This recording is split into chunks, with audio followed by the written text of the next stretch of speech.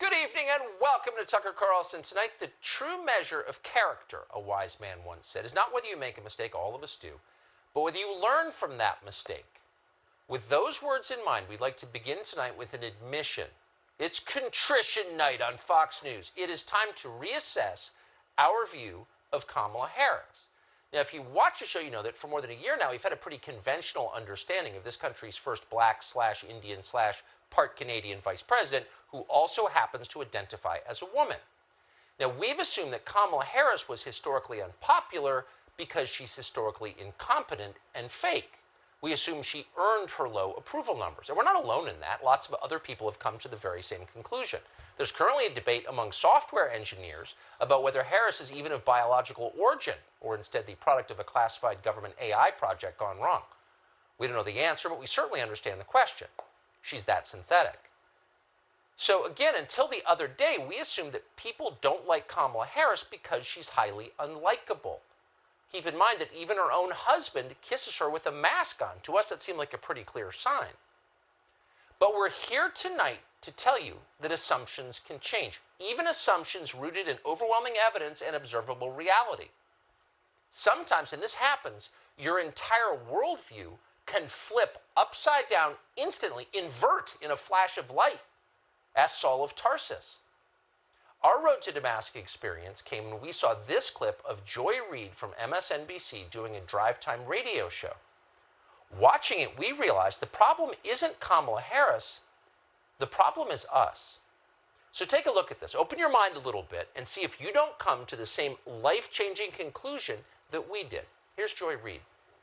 I think for Kamala Harris, she's had like the triple problem of being a woman, and so people not being willing to respect her the way that they would respect a male vice president, of being black, which we already know that what that carries with it is the anti-blackness comes, with the package, and then also being vice president at a time that is really, really difficult. Joy and I talk about this all the time. Madam Vice President, and you know this, Charlene, she black, okay? Yes. She went to Howard, she AK, and when she talks to you, it is, she sounds She's so like regular. She's so regular She and really approachable, is. and it's unfortunate that more people don't see See that. it. And there's also just the dumbing down of the American electorate. People don't understand civics, they don't understand politics, they don't understand how things work. Did you hear that? Have you internalized it? Have you brought it deep inside? Let it marinate a little bit? People who don't like Kamala Harris are sexist, obviously, because like Admiral Rachel Levine, she identifies as a woman too. They're also racist because Kamala Harris is the daughter of a Jamaican college professor. Duh. And by the way, they're also stupid by definition. They know nothing about civics or American politics. It's the dumbing down of America. Unlike Kamala Harris, you don't, quote, understand how things work. So the takeaway is Kamala Harris isn't unpopular because she's a bad person. She's unpopular because you're a bad person. You're the problem. Your racism is hurting Kamala Harris's political career. Damn you, bigot. And then we realize, how's this for mind bending? Joy Reid was talking about us. And then we broke down and shed the bitter tears of self-awareness. And our journey of education began. We wanted to know more. So we found an interview that Joy Reid recently did with a black supremacist website called The Root, a website that's now a permanent fixture in our favorites tab. Reid is the child of well-educated African immigrants, grew up in a white neighborhood in Denver, and went to Harvard. So naturally, she's got a gut-level understanding of the historic black experience in America, the way you do when you're from Denver and went to Harvard. You just feel it. It's just part of you. The way it's part of Kamala Harris after growing up in Montreal. As Joy Reid put it, quote, Kamala is just a regular sister, in the same way people would always say that Michelle Obama is like your sister if your cousin became First Lady. Kamala Harris is like if your cousin became Vice President of the United States. I think she doesn't get to show that personality often enough, and so people haven't had a chance to know her. You following this? So Kamala Harris is like your sister in the same way that Michelle Obama would be like your sister if your sister was your cousin and also married to the president. Why hadn't we realized that before?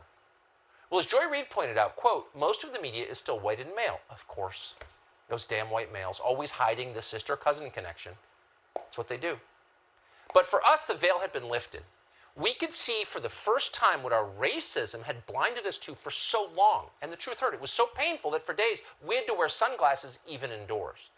But it was worth it, because at that point began a journey of contrition and self-discovery that honestly was long overdue. Like Adam Kinzinger, we finally faced the truth about ourselves and we're moved to weeping by what we saw. How could we be so darn racist? That's the question we're asking ourselves tonight in the fading light of this year's Juneteenth observance. So that was the old us. We've shed it like a snakeskin. It's time to change. It's time to do better. It's time to think anew tonight about what we thought we knew about Kamala Harris. So we're going to take a look at some of the sound bites we have mocked on this show over the last year and a half. And boy, doesn't it feel good just to admit fault? Just to say to the world, yes, we're not perfect. We get it wrong sometimes. But not anymore. We have fresh eyes. And with those eyes, we're going to assess this footage in a brand new way. So here's tape of Harris repeating the very same line about, quote, speaking truth. We used to make fun of this. Not anymore. One of the most important values that I think we must fight for is to speak truth. And we will speak truth about the injustice. We will speak truth about the inequity. We will speak truth about the unfairness. And let's speak truth. Let's speak truth. So let's speak some truth. And we must speak truth no matter how uncomfortable it may be to hear. We need to speak truth. We have to speak truth. One must speak truth. And that we speak truth. And we must have the courage to speak truth. Someone who has the courage to speak truth. I applaud her courage to speak truth. And let's speak the biggest truth. The biggest truth of all. So our assumption, really for decades, was that politicians who make a habit of using the word truth are probably, really by definition, lying. That's why they say truth so often. I'm not cheating, I promise.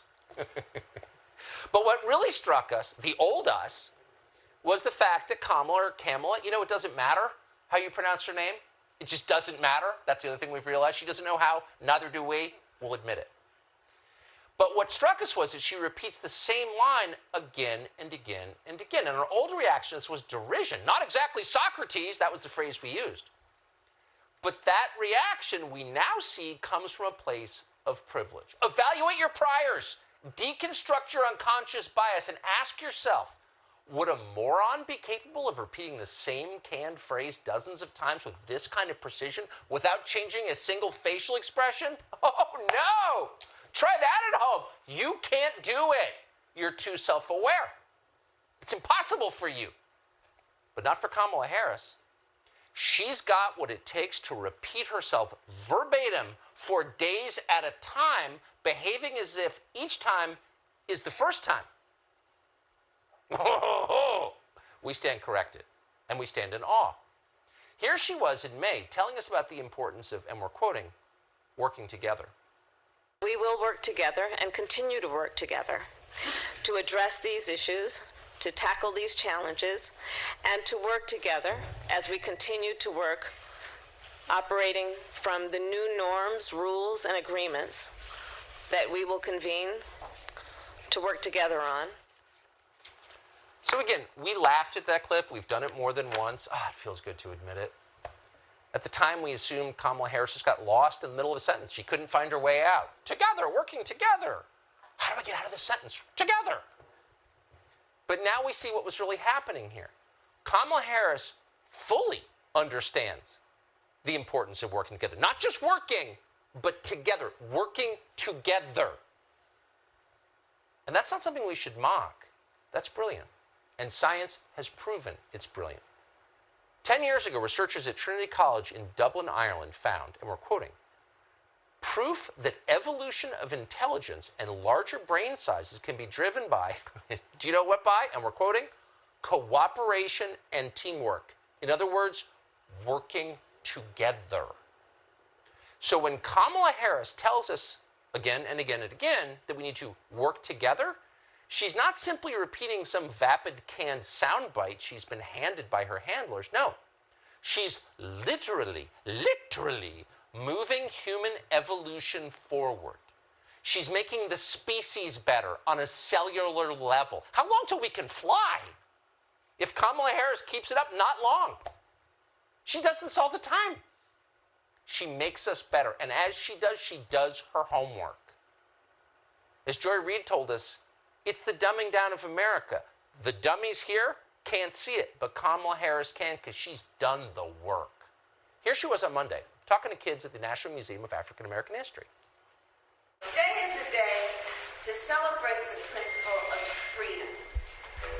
And think about it in terms of the context of history, knowing that black people in America were not free for 400 years of slavery.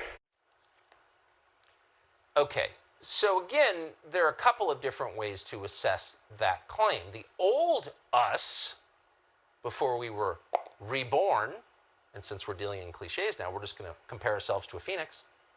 Before we rose from the ashes anew, the old us would have said, wait a second, Kamala Harris, African Americans weren't actually enslaved for 400 years in this country.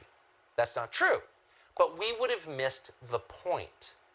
So what happened here is that Kamala Harris, before her talk, Googled how long was there slavery in America, and she saw that it had been 400 years since slavery began in America, which is true.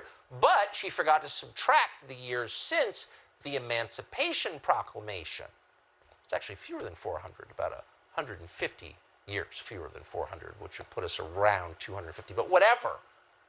The point is, that's not her fault. It's Google's fault for not doing the subtraction for her. Talk about falling short of the promise of the internet. And who runs Google? Joy Reid, anyone? White men. So there's a lot of white supremacy in Palo Alto, California, as Google has already admitted. Not convinced yet? Well, then you're just a bad person. And you're also jealous. You know what you're jealous of above all? Not just the brilliance, not just the tenacity. You're jealous of Kamala or Kamala, doesn't matter. You're jealous of her joy. What did you think when you watched that hearing? I will tell you, Joy, I experienced great joy when I watched this brilliant, phenomenal black woman, jurist, be so smart. And I watched that with incredible joy because it was just brilliance being displayed for the entire country to see. And I cannot wait to see. That will only be matched by the joy that I experience when I see her take the oath to be the next justice on the United States Supreme Court. Not just brilliant, but also phenomenal. So ask yourself, and be totally honest, and put the thesaurus away. How many synonyms could you come up with in a row extemporaneously? Just top of your head. Not just brilliant, but phenomenal? Could you do that? Oh, no, you couldn't.